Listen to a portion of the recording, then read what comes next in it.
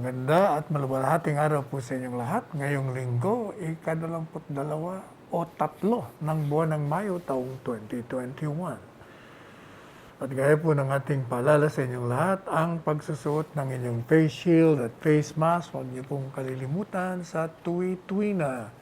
At huwag po kayong makakalimot din pag kayo nasa labas na mag-obserba po kayo ng 2 metro o 6 na pulgadang pagitan sa inyong mga kasalubong o makakatabi. Maghugas din kayo ng inyong mga kamay sa tuwi-tuwi na. At saka doon sa inyong araw-araw na pag-inog sa buhay, huwag niyong kalimutan na palakasin ninyong inyong mga katawan. Kayo po ay palagi ang magluto ng gulay at kumain ng prutas. Kayo po ay matulog din ng sapat na oras. At least 8 oras araw-araw. Mag-ehersisyo po kayo at magpainit sa umaga, morning sun. Huwag niyong kakalimutan ho yun. Alam niyo ba na merong bagong survey ang SWS? Kaugnay naman to kung ano ang tingin ba ng mga Pilipino, yung adults lalo na. Kaugnay naman sa pagsusuri o evaluation ng gobyerno sa response o pagtugon sa COVID-19. Lalo na yung bakuna. Tinanong ngayon ng mga Pilipino, kalahati dun sa mga natanungan po nila. Aba, sila daw may tiwala sa ginawang evaluation o pagsusuri ng gobyerno sa bakuna laban sa coronavirus. Yung pong survey na yan, lumabas ng Huwebes, May 20. At sa ngayon sa kanila, itong Social Weather Station or SWS, 51%, 71% ng mga may edad ng Pilipino na nagsabi na sila ay may tiwala doon sa ginawang pagsusuri ng pamahalaan sa COVID-19 vaccines. At doon po sa 51% na yon, 18% ng mga tinanong na sila daw ay may tiwala. At yung 34% naman, ang pahayag po nila, parang may tiwala. Hindi pa. Talaga naman At yung po na resulta ng nationwide poll survey, nagpapakita na 17% ng mga tinanong, wala silang tiwala doon sa repaso o pagsusuri o pag-aaral ng gobyerno.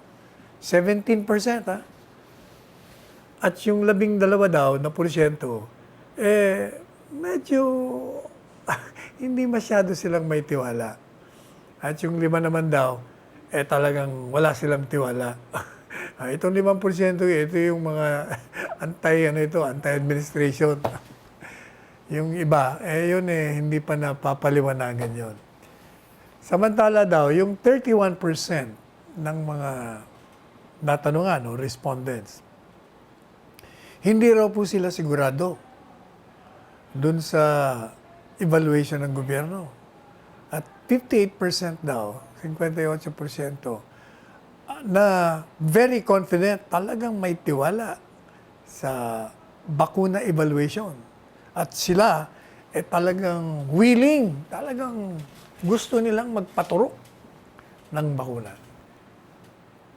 At pinakamataas daw sa survey, sa Metro Manila, 41% ang very confident and willing to be immunized.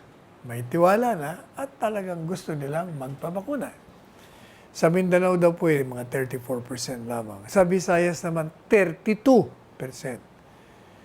Pero yung buong balanse ng Luzon, 28%. At doon po sa survey pa, lumalabas na 41%, 41%, ang gustong magpabakuna. At ang sagot daw, Ito'y para sa kaligtasan ko at proteksyon laban sa coronavirus. Nung sila ay tinanong kung sila ay okay ba na magpabakuna, yun ang sagot nila. At yung 30% naman nagsabi na, para makaiwas na mahawaan ako ng coronavirus. Yun naman daw ang tanong. And following the two most common reasons, yung sinabi ko sa inyong para sa kaligtasan ng aking pamilya at protection ko sa coronavirus.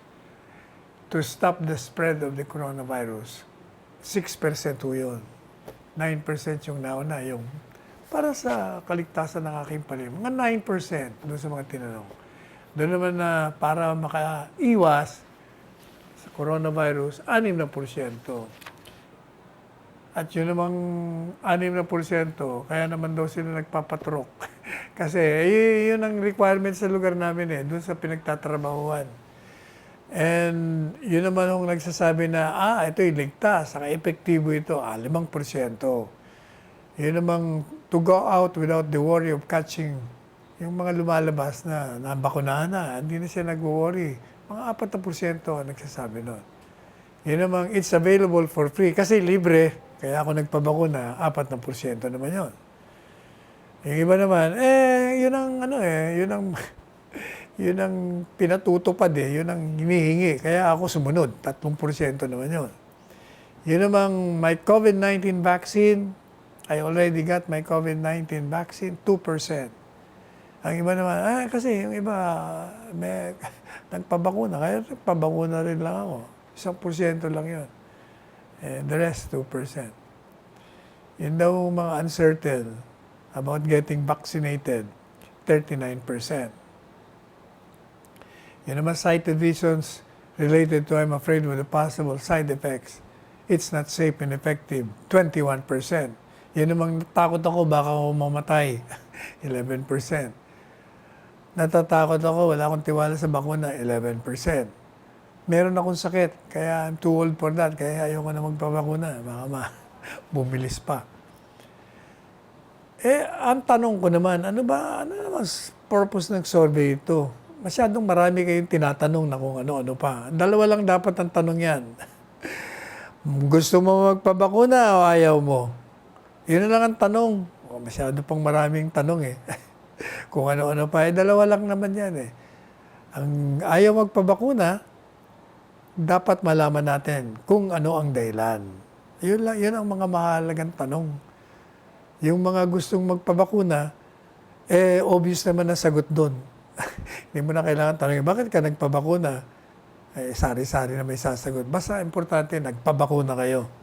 Hindi po ba? Ganyan na lang. Patatagalin pa natin yung mga tanong na yan. Anyway, punta naman natin itong Manila Bulletin na lumabas. Bakit ba merong pag-aalala o nag-aatubili o patumpik-tumpik? Ngayon, sabi ng CHED, kung kayo'y maraming tanong, kami na lang dito sa CHED, ready kami sa education sector. Willing na willing kami ng magpabakuna. Yun ang sabi naman ni ng chairperson na si Prospero de Vera.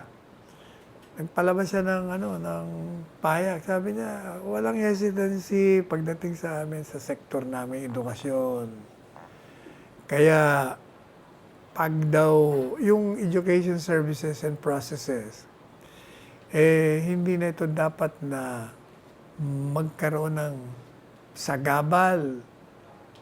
Kaya yung Commission on Higher Education, yung CHED, talagang tinutulak nila na magbakunahan yung 100,000 at 70 na mga individual. Nakasama po ito sa skeleton workforce yan sa CHED.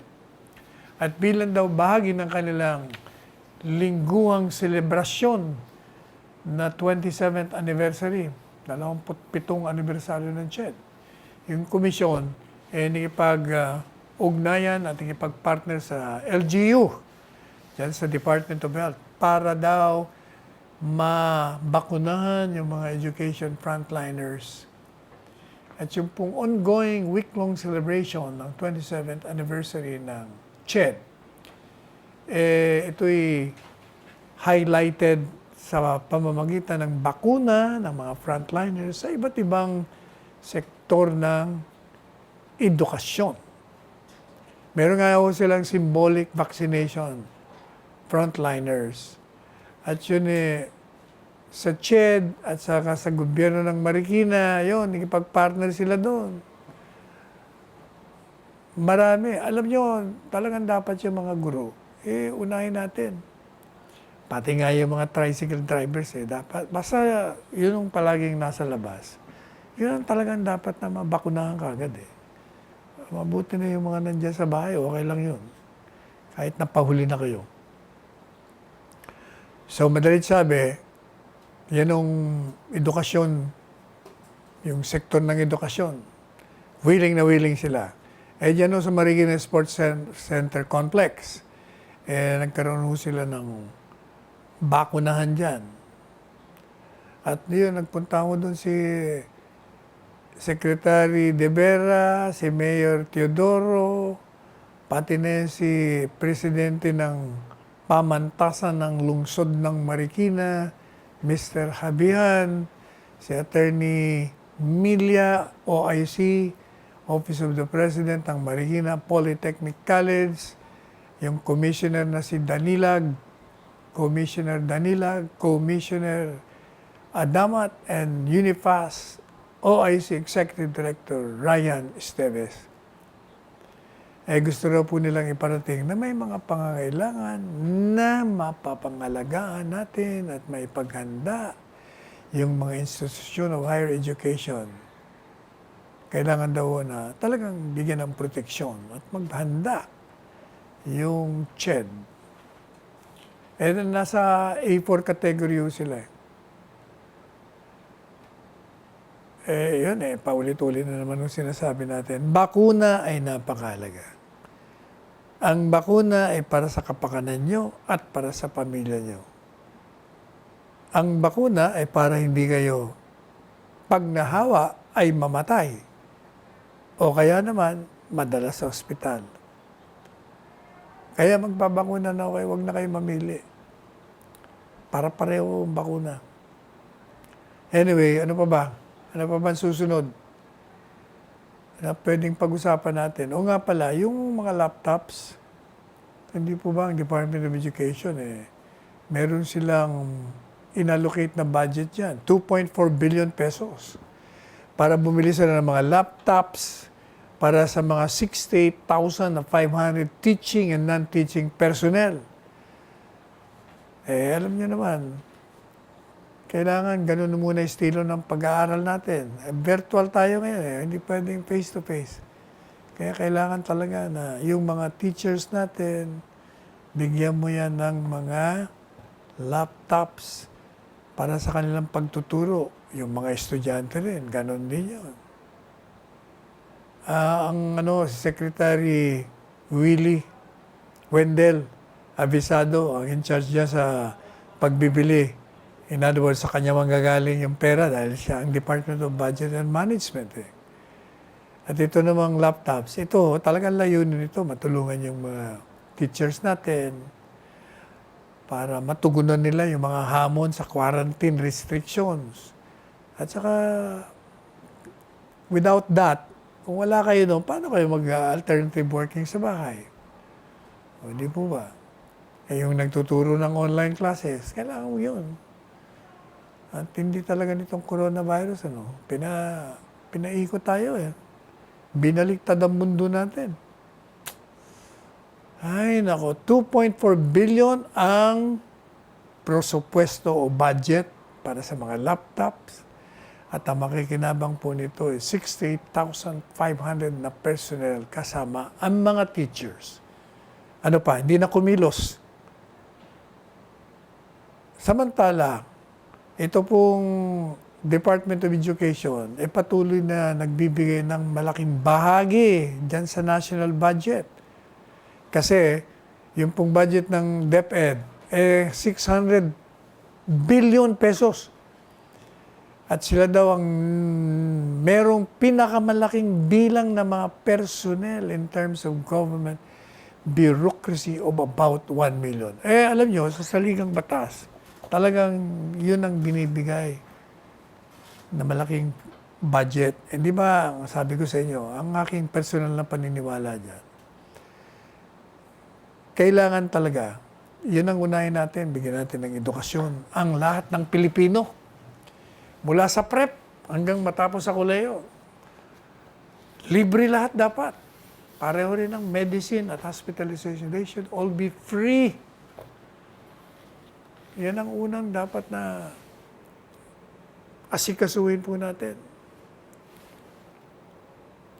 Kasi alam nyo, hanggat ang bawat Pilipino ay hindi edukado, maniwala kayo, mahihirapan ang bansang ito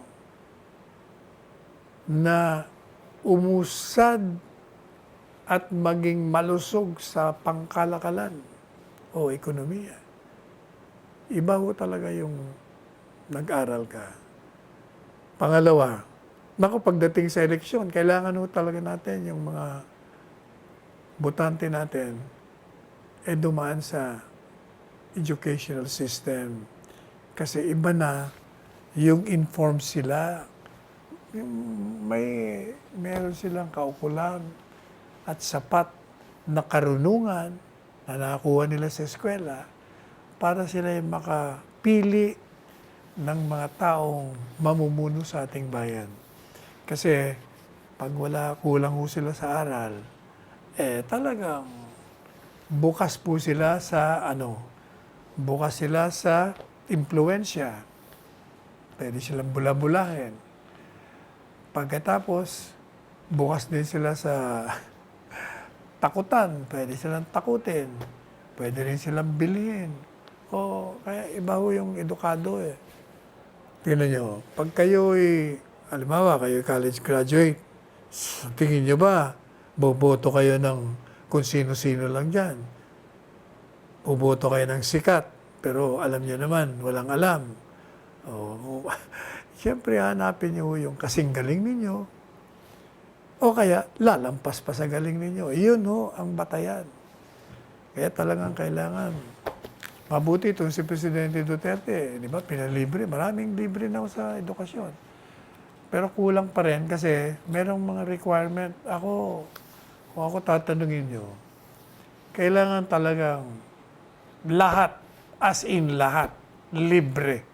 Maliban na lang dun sa ubod ng yayaman, dahil kayang-kaya naman nila yun Sa akin, kung magbibigay ako ng cap na tinatawag, yung upper middle class, kasama pa yon. Pero yung upper middle class hindi na kasama. Kasi mayaman na rin yun Yung middle class lang, tapos yung lower class, at tapos yung mahirap, yun, dapat ilibre talaga natin yun. Kailan kaya mangyayari yun? Marami naman ng pera, alam nyo, ang gobyerno, pag nagkaroon na ng normalcy, o bumalik tayo sa normal, siyempre, dagsana naman ng revenues. Marami tayong pera.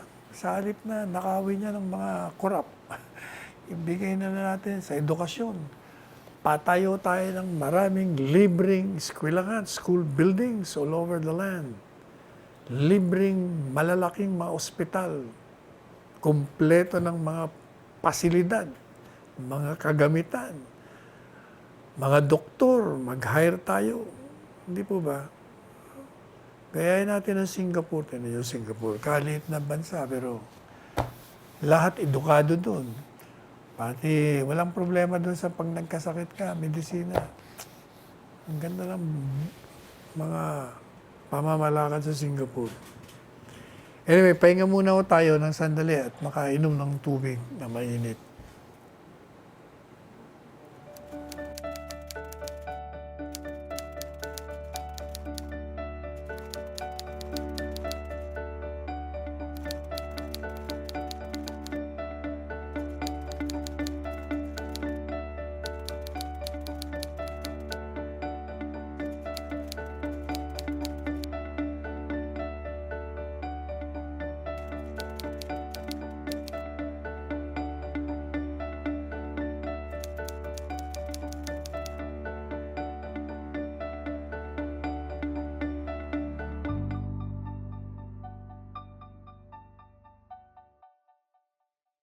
puntahan po natin yung pinaka-sariwang balita dito sa project sa Marawi.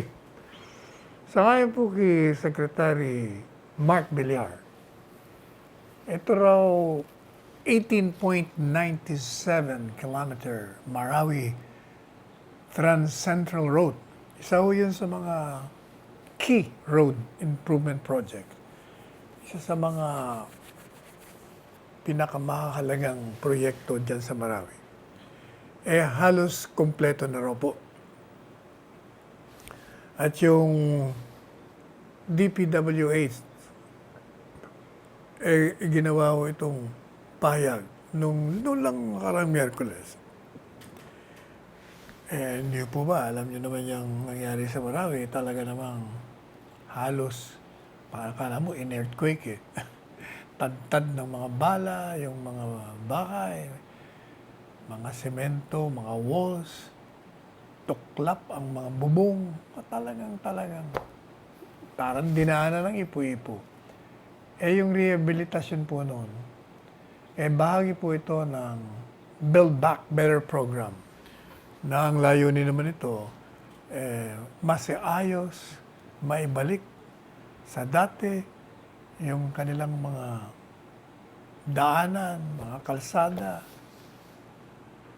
para maibalik na muli yung dating activities ng mga negosyante ron.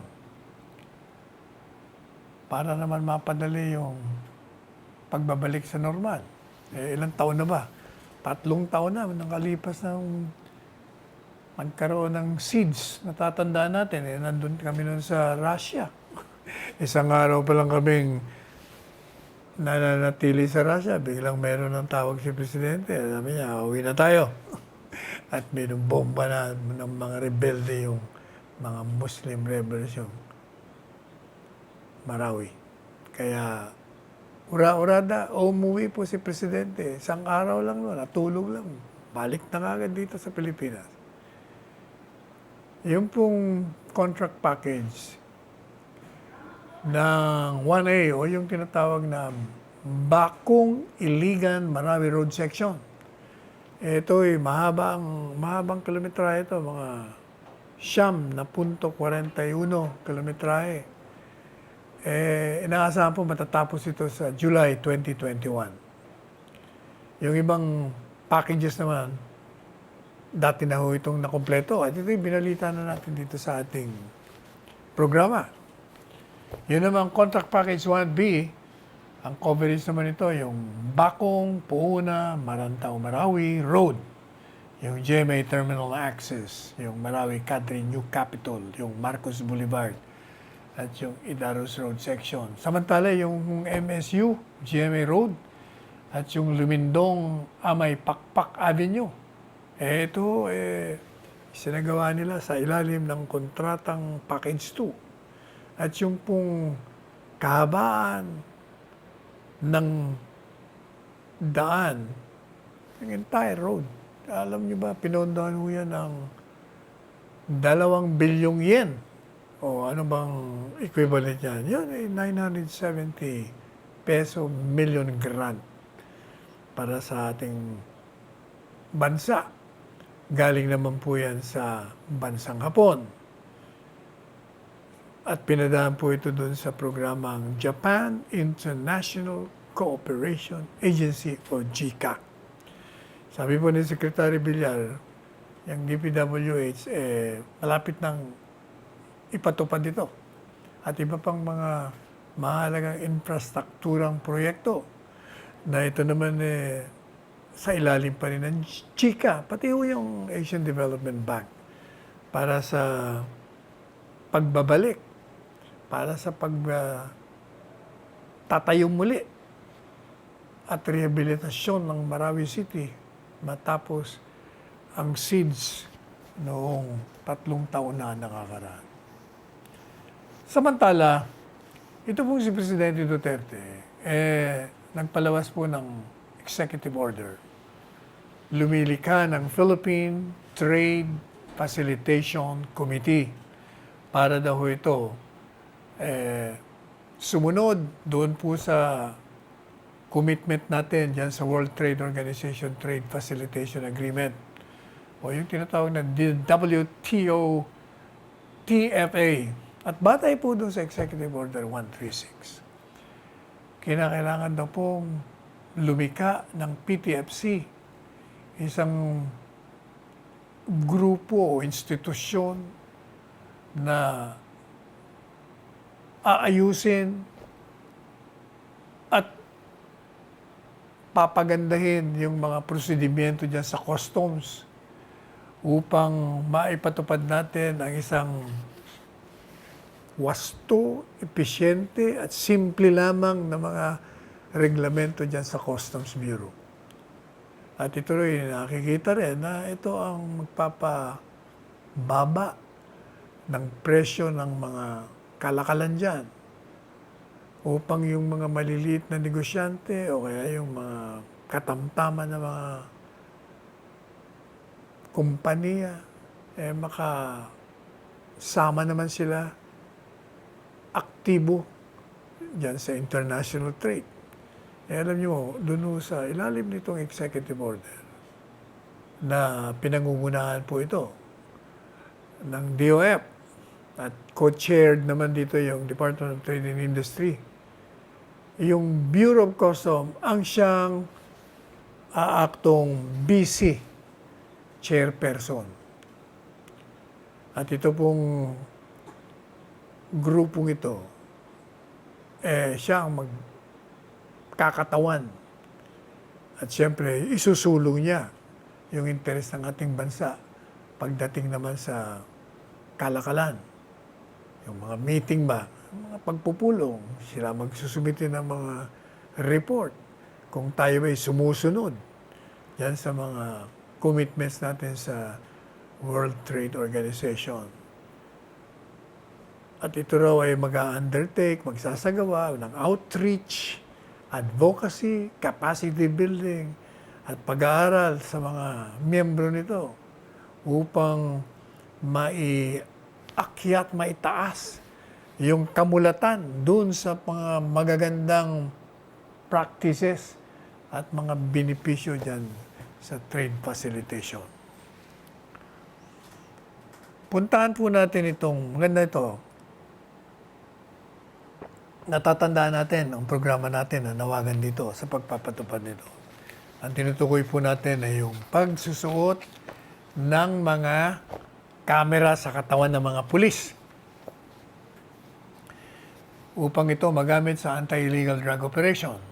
Sabi ho ni General Guillermo Elizar, ang ating bagong PNP chief, kailangan ang mga pulis natin magsusuot sila ng mga kamera sa kanilang mga katawan. Hanggat maaari, gamitin natin yan, sabi niya. Lalo na sa pagpapatupad ng mga mandamiento de arresto o search warrant. Kasi, alam niyo naman, di ba, maraming mga yung human rights groups, maraming akusasyon sa mga pulis. Pag nag-serve daw ng search warrant, nilalabag nila karapatang pangtao ng mga subject of search. Ganon din itong mga subject ng warrant of arrest. Pag ginuhuli, ang iba daw pinapatay. Ngayon, para maiwasan na yung mga ganyang akusasyon o kaya mga sapantaha, mga direktamenteng pag-aakusa sa mga pulis, siguro, mas maganda nga naman na merong camera. Di ba sa Amerika, lumalabas doon sa Amerika yung mga pagpatay ng mga blacks. Meron na naman ako nakita kanina sa CNN, 2 years ago. Sus Maria Josep, talagang kitang-kita yung video. Pati yung audio, maririnig mo. Paano ginugulpi yung meron silang hinabol, siguro nag-violate ng traffic rules. Wala, kinaladkad na nila hanggang napatay na ng mga pulis. Dito dapat talaga. Alam niyo, pag merong body camera, may iwasan yung kalokohan o yung paglabag sa rules of engagement na tinatawag. At re-record kung ano talaga yung punot dulo ng isang insidente kung saan may namamatay, may nasasaktan. Kaya sabi ni General Elizar, kailangan pati na yung mga regular na pulis natin na nagpapatrolya sa kalsada, kailangan meron na rin yan, pati yung mga mobile. Sabi ni General Elizar, ito pong mga normal na patrolling, dadalhin din po natin yan. Para sa bawat istasyon ng pulisya, bibigyan natin ng mga body cameras na magagamit sa kanilang pagsasagawa ng mga police operations. Ano pa? Sabi ko ni General Elizar, mga 3,000 body cams ang naipamudmud na sa mga istasyon. At iniisip nila, nagpaplano po sila na bibili pa sila ng 30,000 more units. Dagdagan mo pa yan, General Elizar. Kailangan, kung gaano karami yung pulis, mayroong body camera, lalong-lalo na yung mga on duty. Para makakasiguro tayo na walang paglabag sa batas. Kasi yung may suit niyan, yun ay magiging sagabal sa kanya para mag-isip siya ng kalokohan. At the same time, pag nagkaroon ng mga insidente, hindi na pa pwede yung, naglaban. O, di ba? Kikita mo sa video makukunan O, kaya, okay yan, General Elizar, siguro, patupad mo na yan. Samantala, yun daw pong mga chopper nila, yung mga helicopter, yung pong Special Action Force. Ready na yung mga helicopter nila. Siguro daw sa Hulyo, magagamit na nila. 7 sa SAP pilots, yung mga piloto, ang nagsasagawa ng training ngayon dun sa kanilang single-engine light utility Airbus H125 chopper. Habang yung 3 namang piloto daw, nagsimula ng mag-training nung Miyerkules. Kaya ready na raw sila by July this year. Yung flight instructor ng Airbus choppers, nagrekomenda ng additional flight time para sa mga piloto.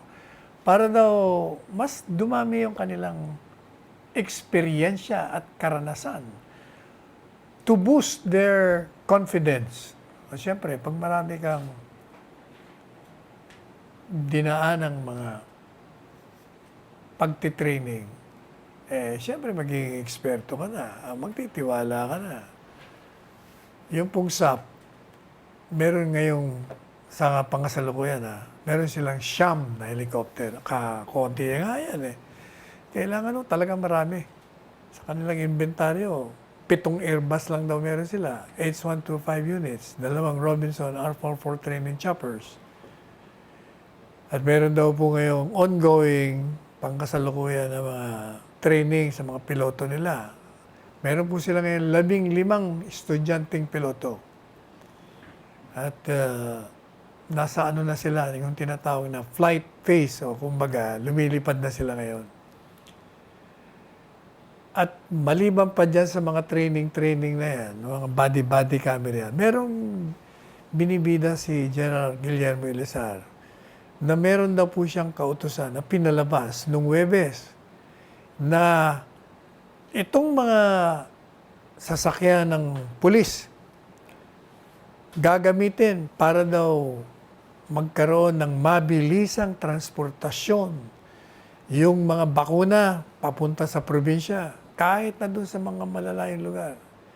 Sabi niya, kami po'y nakahanda na tumulong magbigay ng assistance sa COVID-19 vaccines na ipapamahagi sa mga probinsya at mga munisipalidad sa labas ng Metro Manila. At kami po ay nakipag-ugnayan, sabi ni General Elizar, dyan sa DOH at sa Sandatang Lakas at lahat ng mga ahensya ng gobyerno para magkaroon ng wastong koordinasyon at mabilisang pagdadala ng mga bakuna doon sa mga dapat nilang dalhan. At inutusan din daw po ni General Elizar, yung mga police commanders niya, na mag-ready kayo ng deployment and security plan para sa mga personnel nyo na tutulong sa transportasyon ng bakuna. Pati na daw yung mga speedboats, mga helicopter ng PNP Maritime Group, pati ng Special Action Force, naka-standby din sila. Ready for use. Magagamit nyo po yan. Pagdadala ng mga bakuna sa mga malalayo at ilang na lugar. Yung pong PNP Maritime Group, meron silang mga 200 na floating assets na mabilisang magagamit natin. Yun namang Special Action Force, meron silang 4 sa 7 helicopter. Gagamitin po yan. Yung 3 naman, nasa sila, kumbaga, mini-maintain. May 3 weeks silang preventive maintenance. Alam niyo mga aeroplano, meron talagang panahon na ilalagay mo sa isang lugar at i-maintain mo, titingnan yung mga diferensya. Kung okay pa yung mga tornilyo mo doon, yung mga makina mo doon, mga ilisi mo doon, lahat tinitingnan. Bago sila ipalipad na muli para siguradong hindi babagsak ang eroplano o kaya magkakasunog. O yan. Sabi ho ni General Elizar, basta yung PNP, ready na po sila sa paggamit ng kanilang mga lugar bilang mga vaccination center.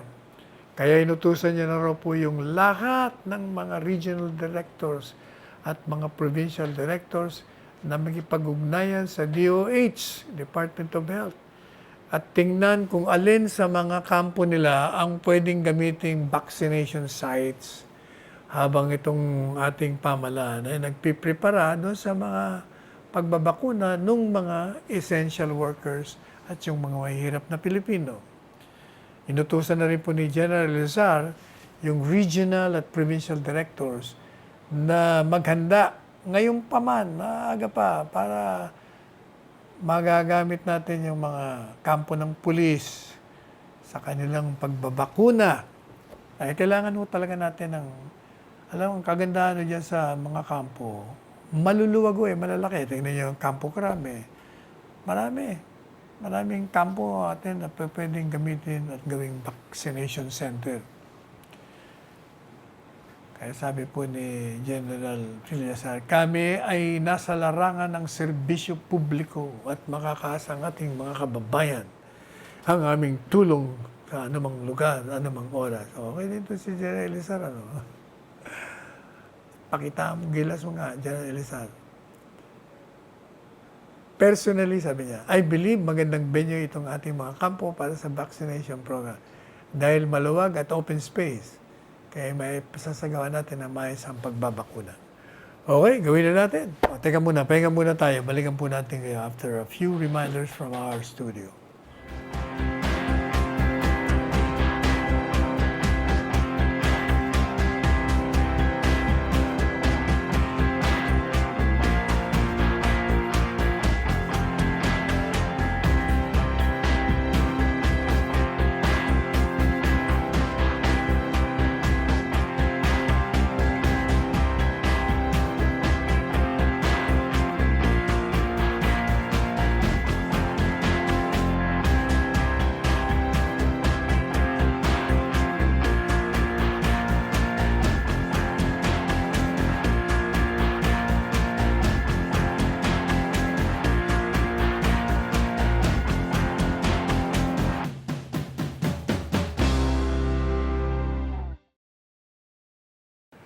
Puntahan naman po natin yung sa community pantry at saka yung red tagging.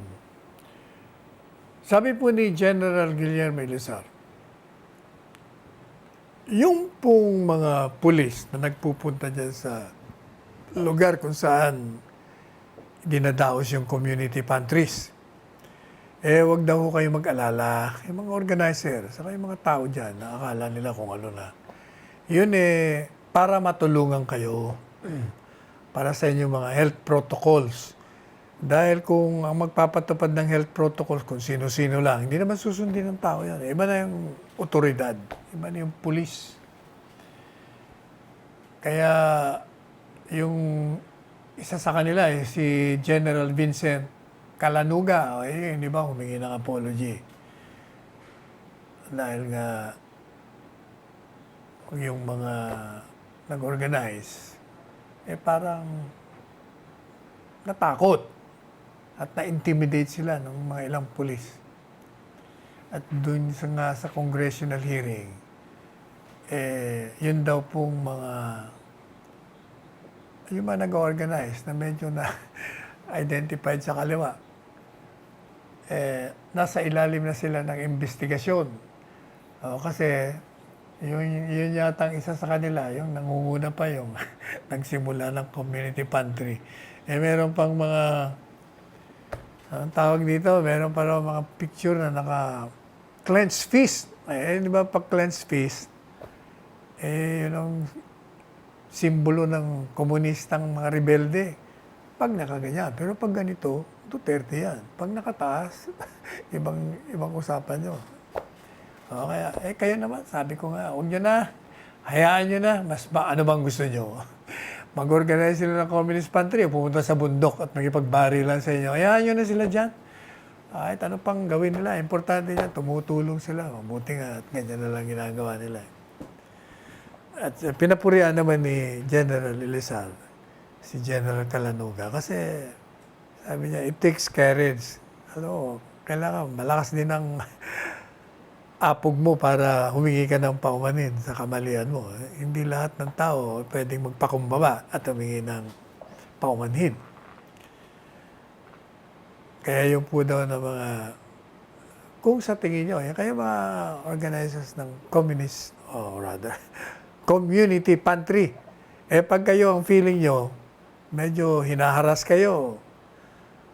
Kasi meron din ng mga pulis na mga siraulo Hindi nawawala yan sa isang organisasyon. Pag medyo saliwa yung mga galaw nila, bilang mga pulis, pailan nyo ng kaso agad para matuto. Hindi po ba? Basta tandaan nyo, yung mga PNP, lalo na sa ilalim ng pamumuno ni General Elizar, Guillermo Elizar, hindi ko pa pwede obra mga kalokohan dito.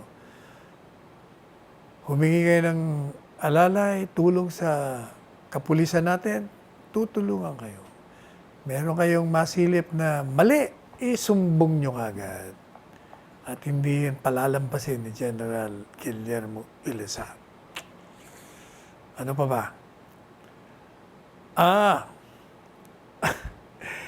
Ito namang si Congressman Remulla. Saka si Kongresista Brosas. Ito naman si Brosas. Mahilig din ito sa publicity. Medyo nagkaprakaso sila dyan sa Kongreso, dyan sa congressional hearing. Kasi sabi ni Kongresista ng Cavite, si Jesus Crispin Remulla, yan daw mga nag-organize ng community pantries. Hindi nyo na kailangan, isa publiko pa yan. Huwag nyo nang ilathala sa social media. Kasi nagagamit lang na pinupolitika kumbaga. At yun, insulto raw yan. As far as yun namang isa. Yung si Brosas nga, parang feeling niya, insult yun sa isang kapareho niyang lawmaker. Equal lang naman tayo dyan. Kung mga parang ang tingin niya sa sarili niya, inaapi siya. Kasi nagkaroon sila ng house briefing. Sabi ni Congressman Remulla, yung mga tumutulong sa nangangailangan, dapat gagawin niyo yun ng buong puso na hindi niyo na kailangan inaanunsyo yung inyong mga ginagawa. Kasi nasisira yung tunay na diwa ng bayanihan. Ang pagpublicise sa pagtulong ng tao ay hindi magandang gawain, sabi niya. Kasi nagkakaroon ng agenda na kakaiba sa totoong espiritu ng bayanihan. Ang punto ni Congressman Remulla dyan. Naglalagay kayo ng community pantry, tapos sasabihin niyo, sana ito ay maging wake-up call ng gobyerno. Di may politika ka na nga naman dyan. Kailangan magsasabi ka lang na, merong community pantry dito sa lugar. Tsaka, di ba sabi ko sa inyo, sabihin niyo na kagad kung ilan ang pwedeng pumunta ron. Mga 100 lang 200 o 300. Hindi pa pwedeng, ito ho ay libre sa lahat. Pumunta kayo. Hindi pa pwede yun. Talagang dadagsain kayo. Kakaproblema kayo. Hindi lang magkakaproblema sa crowd control. Ang problema nyo, magagalit pa sa inyo kasi umaasa makakatanggap ng ayuda. Pagkatapos, kulang pala. Edi aalis, masama ang loob, mamumura pa kayo. Kaya mabuti pa itong mga kaibigan natin. Yung mga regular na nag-aayuda, dinadala na lang sa kanila. Ayun ang tinatawag na organized community pantry, hindi disorganized. Tsaka wala nang mga anunsyo sa media, basta dumarating na lang doon, pumupunta, kikipag-ugnayan sa mga barangay kapitan o sa mayor. Silently, quietly, wala na.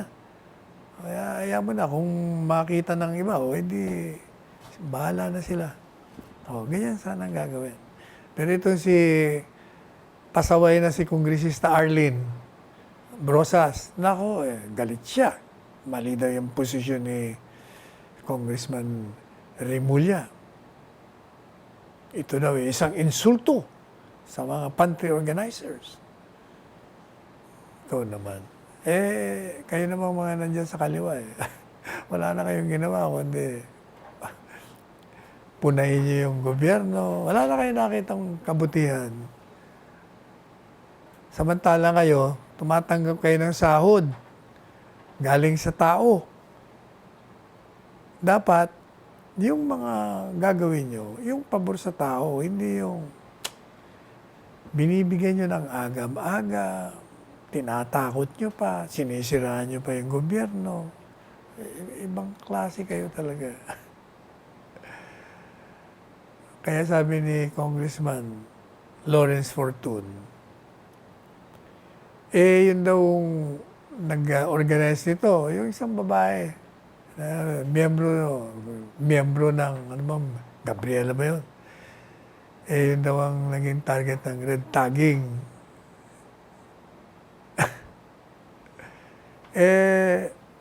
Di ba sabi ko sa inyo, pinuri ko yung si Patricia. Ang problema nga lang, on the third day, ibang tono niya. Dispalingado na rin tono niya. Sabi niya, President Duterte, sana ito ay maging wake-up call sa kakulangan ng pagbibigay ng gobyerno ng mga ayuda. Ikaw naman. Diyos ko naman. Gaya nga na sinabi natin, si BP Lenny, kaibigan natin, huwag nang kayo makipagkompetensya. Yung sasabihin yung kulang, bilyon-bilyon na nga. Bilyon-bilyon na nga ang ipinasa ng Kongreso sa inisyatibo ni Presidente Duterte para maayudahan. Paano naman kayo magkikipagpaligsahan? Minsan nakapunta lang kayo minsan sa isang lugar, nag-ayuda kayo nang wala pa sigurong worth. Baka ilang lang yun, baka wala pang 1 milyon yun. Tapos pinangangalandakan nyo na. Kami rito, malit lang budget namin. Ginagawa namin to kasi ang gobyerno kulang. Sus Maria. Yan ang nakakasira. Yung mga ganyang mga salita. Pag gagawa kayo ng kabutihan, tahimik na lang kayo. Kaya nyo nang magkwento yung mga binigyan nyo ng kabutihan. Sila na magkikwento sa inyo. Ay nako, palagi na tayong inaabot ng oras. Kaya tayo pansamantala magpapaalam ang inyong lingkod, Salvador Panelo. Magpapaalala sa inyo, let us wear our face mask. Ayan. Suto tayo ng face shield. At pag kayo ay lumabas, huwag niyo tatanggalin, no?